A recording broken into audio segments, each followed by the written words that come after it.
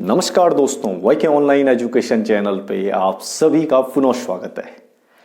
आज हम one day one artist series में एक ऐसे चित्रकार के बारे में अध्ययन करेंगे जो परीक्षा की दृष्टि से काफी महत्वपूर्ण है, जिन्होंने भारतीय चित्रकला के अतिरिक्त विदेशी चित्रकला में भी इनका काफी नाम हुआ। इन चित्रकार ने एकमात्र ऐसे चित्रकार हैं जिनकी पाब्लो पिकासो के साथ पेंटिंग की एग्जीबिशन लगी। समय के साथ साथ काफी अवार्ड इनको प्राप्त हुए, परंतु विवादों के साथ इनका गहरा नाता होने के कारण ये भारत के प्रमुख विवादित चित्रकारों में भी गिने गए।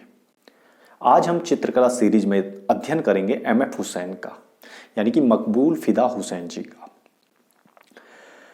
आज का वीडियो स्टार्ट करने से पहले आप सबसे पुनः रिक्वेस्ट, आपको चैनल के माध्यम से विषय हिंदी योगिता मैम के द्वारा पढ़ाया जाता है और one day one topic series मेरे द्वारा पढ़ाई जाती है। आपको अगर हमारे चैनल के माध्यम से जो भी जानकारी, सुझाव या महत्वपूर्ण ज्ञान प्राप्त हो रहा है तो प्लीज चैनल को लाइक शेयर सब्सक्राइब जरूर करें, क्योंकि आपसे ही हमें मोटिवेशन मिलता है नई वीडियो, नई उमंग और ऊर्जा के साथ लाने का। आइए आज का टॉपिक स्टार्ट करते हैं। मकबूल फिदा हुसैन जी। 17 सितंबर 1915 को मकबूल फिदा हुसैन जी का जन्म होता है महाराष्ट्र के पंढरपुर ग्राम में। जब ये छोटे थे तभी इनकी माता जी का देहांत हो जाता है। कुछ समय पश्चात इनके पिता दूसरा विवाह कर देते हैं। बचपन में एमएफ हुसैन ने जो ड्राइंग की शिक्षा प्राप्त की, उन्होंने ड्राइंग की शिक्षा प्राप्त की देवलालीकर जी के द्वारा। देवलालीकर जी का नाम चित्रकला में इसलिए अध्ययन किया जाता है क्योंकि उनके द्वारा कहीं ऐसे आर्टिस्टों को शिक्षा दी गई जिन्होंने बाद में बहुत ज्यादा नाम कमाया। उनमें से एक थे एमएफ हुसैन जी। 1935 में एमएफ हुसैन मुंबई चले जाते हैं और जेजे इंस्टीट्यूट ऑफ आर्ट में अपना अध्ययन स्टार्ट करते हैं। जेजे इंस्टीट्यूट ऑफ आर्ट चित्रकला के क्षेत्र में देश का सबसे नामी विद्यालयों में से एक है। जब ये वहां पर अपना अध्ययन स्टार्ट करते हैं तो उसके बाद चित्रकला की एक नई जर्नी इनकी लाइफ में स्टार्ट हो जाती है। पहले इन्होंने एज ए पेंटर के रूप में कार्य किया, बाद में ये चित्रकला में काफी प्रसिद्ध हुए। सन 1941 में एमएफ हुसैन का विवाह हो जाता है और 1947 का दौर आता है।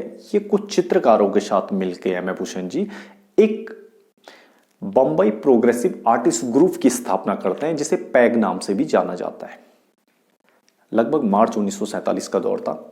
इसमें एमएफ हुसैन जी के अलावा जो अतिरिक्त अन्य चित्रकार थे उनमें नाम है जैसे रजा का, गायतोंडे का, सदानंद बाकरे का, और कहते हैं पैक की जो पहली प्रदर्शनी का उद्घाटन किया था वो मुल्क राज आनंद जी ने किया था।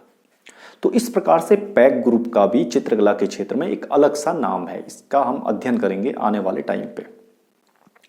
पैक ग्रुप का हल्का सा मैं आपको बता दूं कि पैक ग्रुप इसलिए बनाया गया था या प्रोग्रेसिव आर्टिस्ट ग्रुप इसलिए बनाया गया था कि ये चित्रकला में जो पुरानी रीतियां थी उनको बदल करके एक नया अध्याय इसका जोड़ने का तात्पर्य था, यानी कि एक नए तरीके से चित्रकला को समझने के लिए यह बनाया गया था।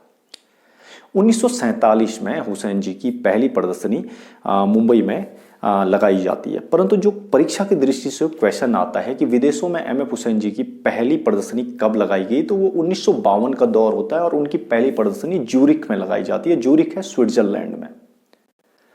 1955 में एमएफ हुसैन को ललित कला अकादमी का प्रथम पुरस्कार प्राप्त होता है या सर्वोच्च पुरस्कार प्राप्त होता है। 1955 के बाद एक दौर आता है 1966 का, इनको पद्मश्री प्राप्त होता है और 1973 में, यानी कि बहुत कम समय में, इनको पद्म भूषण भी प्राप्त हो जाता है और 1986 में ये राज्यसभा के लिए मनोनीत होते हैं और 1991 में इन्हें पद्म विभूषण प्राप्त होता है। यानी कि बहुत कम समय में बहुत ज्यादा इन्होंने ख्यातियां प्राप्त कर ली थी। 1967 में इनकी एक इंपॉर्टेंट सीरीज आती है जिसको कहते हैं through the eyes of painter.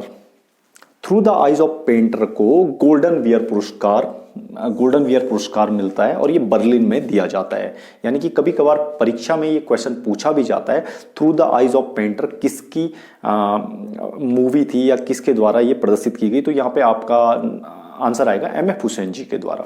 उसके बाद एमएफ हुसैन जी काफी नाम कमा लेते हैं और ललित कला अकादमी का जो मैंने कहा प्रथम पुरस्कार 1955 में इनको मिला था।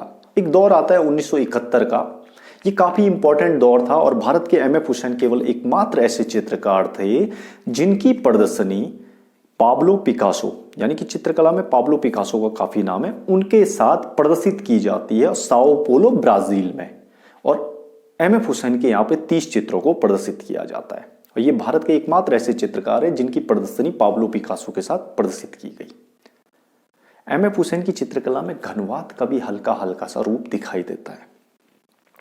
उसके बाद एमएफ हुसैन समय के साथ साथ 1990 से 2000 के दौर में और धीरे धीरे इनको 2006 में हमारे देश से चले जाते हैं ये, और 2010 में ये कतर की नागरिकता को ग्रहण कर लेते हैं।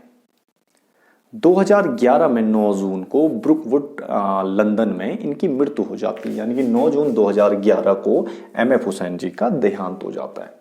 और ये 2010 में कतर की नागरिकता भी ले लेते हैं और 2011 में इनका देहांत हो जाता है। एमएफ हुसैन जी के कुछ प्रमुख चित्र हैं जो चित्रकला में काफी पूछे जाते हैं। महाभारत श्रृंखला इनके द्वारा बनाई गई थी, रामायण श्रृंखला भी इनके द्वारा बनाई गई थी। घोड़े इनका काफी प्रसिद्ध चित्र है जो अक्सर एग्जामों में पूछा जाता है कि घोड़े सीरीज किसके द्वारा बनाई गई, एमएफ हुसैन के द्वारा। जमीन एक और इंपॉर्टेंट चित्र है इनका। लैंप व मकड़ी, मदर टेरेसा, और सन 2000 में एमएफ हुसैन के द्वारा एक मूवी बनाई जाती है जिसका नाम है गज कामिनी। तो एमएफ हुसैन के द्वारा चित्रकला में काफी सारी पेंटिंगों का निर्माण किया जिनमें से मुख्य मैंने आपको बताई है। आज के लिए one day one artist series में इतना ही। नेक्स्ट वीडियो में मिलते हैं किसी नेक्स्ट आर्टिस्ट के साथ जो परीक्षा की दृष्टि से तो इंपॉर्टेंट है ही और जिन्होंने चित्रकला में काफी नाम कमाया। तब तक के लिए धन्यवाद।